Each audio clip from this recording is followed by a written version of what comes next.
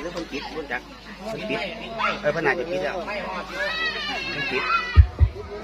หอดอยู่เอาใส่ไม้เนี่ยมันอยู่ที่ตัวปากมันนี่ตัวปากไม่ระวัง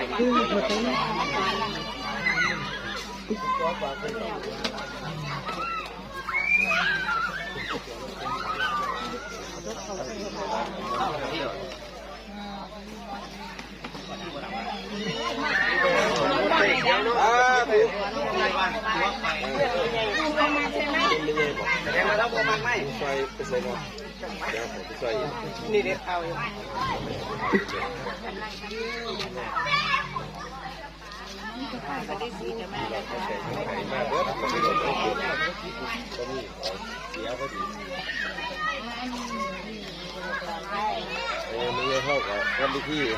กำลังทำพิธีขอให้ลูกหลานอยู่เย็นเป็นสุขมีโชคมีลาภเนื้อปูเด้อจะดีมีแห้งวันรวยทุกคนรวยให้อยู่ดีมีแห้งให้ถูกเลขถูกเบอร์หลายๆจิแต่มาเห็ดที่พัก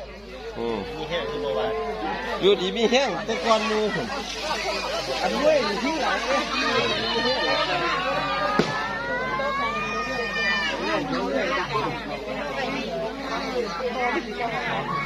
สาธุ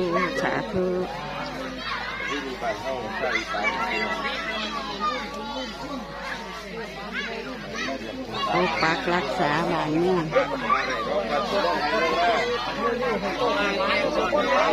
ให้โชคให้มาร่ำรวยมัดเตาออกไปมัดกับเอาหลานไส้คุณ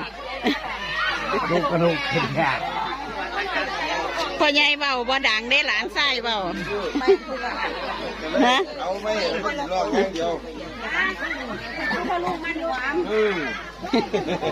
ได้ไหมละเบาย่างเดียวคุณได้ไหมละเบาย่างเดียว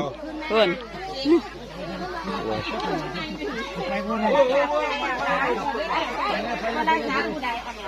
จะลุกง่ายอยู่บ่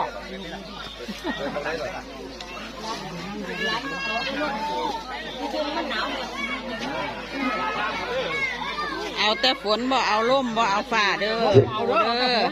แต่ฝนเอาแต่ฝนก็หวานหย่อนหลายๆมันยังก็ไม่ถูกเขียนมากหวาน